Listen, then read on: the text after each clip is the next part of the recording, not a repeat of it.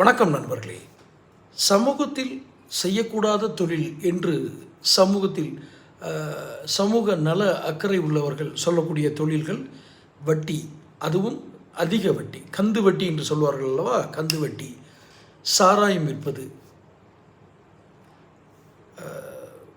மறைமுகமாக அதிக தொகை கொடுத்தோ அல்லது இன்னொருக்கு சேர வேண்டிய குத்தகைகள், பொது இடங்களை குத்தகைக்கு எடுத்து அதில் அட்டூழியங்கள் செய்வது, இது போன்ற 3 செயல்களையும் செய்த ஒரு நபர் அரசியலில் இருக்கலாமா அல்லது அரசியலுக்கு வரலாமா என்ற ஒரு கேள்வி எல்லாரும் மனதிலும் இருக்கும்.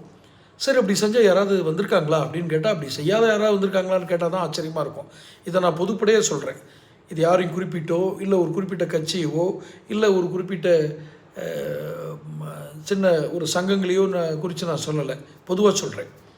ஆனால் இவர்கள் தான் இன்றைய அரசியலில் நிறைந்திருக்கிறார்கள். இவர்களால் கெட்டு போயிருக்கிறவர்கள் தான் காவல்துறை அதிகாரிகள். எல்லா காவல்துறை அதிகாரிகளும் சொல்லலை, கெட்டு போயிட்டு இருக்கிற காவல்துறை அதிகாரிகள். இதில் ஒன்றும் யாருக்கும் ரெண்டாவது கருத்து இருக்காது. இப்படி கெட்டு போயிட்டு இருக்கிற காவல்துறை அதிகாரிகள் ஒரு பக்கம், இதனால் மக்களுக்கு அச்சுறுத்தல். இப்போ நான் சொன்னேன், கந்து வட்டி, சாராயம், 2 மட்டும் எடுத்துக்கோங்க. இதை செய்து பணம் சம்பாதித்து அதன் பின் அரசியலில் நுழைந்தவர் தான் நயினார் நாகேந்திரன், அதாவது தமிழக பாஜக தலைவர் என்று பொதுப்படையான கருத்துக்கள் உண்டு. இது உண்மையா இல்லையா அவரே சொல்லலாம். ஐயா, நான் அந்த மாதிரி தொழில் பண்ணலை, நான் இப்படி பண்ணி தான் வந்தேன்னு அவர் சொல்லலாம். ஏன்னா பொது வெளியில் இருக்கார். அவர் சார்ந்த சாதிய எண்ணிக்கை அதிக, அவர் சார்ந்த சாதியை சார்ந்தவர்கள் அதிகம் வாழும் நெல்லை மாவட்டம். அங்கே போய் நான் இப்படி பேசிட்டு உயிரோடு திரும்ப முடியாது.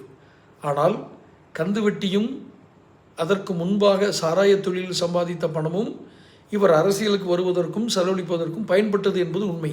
இதை ஏன் சொல்கிறேன் அப்படின்னா, அரசியலுக்கு வருபவர்களுக்கு அவர்கள் அநாகரிகமானவர்களாக அல்லது அதர்மத்தில் சம்பாதித்த பணத்தை கொண்டவர்களாக இருக்க வேண்டும் என்ற அவசியமில்லை என்று யாராவது கருதினால் இதை தெளிவுபடுத்துங்கள். இல்லை, இப்படி ஒரு குற்றச்சாட்டு சமூகத்தில் நிலவுகிறது, பொதுவெளியில் இருக்கிறது, ஆனால் நான் அப்படி ஒன்றும் அந்த மாதிரி சம்பாத்தியம் பண்ணி வரலைன்னு நயினார் நாகேந்திரன் சொல்வாரா? சொன்னால் பிஜேபிக்கு கொஞ்சம் மரியாதை கிடைக்கும். பார்ப்போம். சேனல் சப்ஸ்கிரைப் பண்ணுங்கள், நோட்டிஃபிகேஷன் பில் பதிவு பண்ணுங்கள், அப்போ தான் என் வீடியோக்கள் வந்து சேரும். தொடர்ந்து இந்த சேனல் இந்த வீடியோ பிடிச்சிருந்தா ஷேர் பண்ணுங்கள். நன்றி.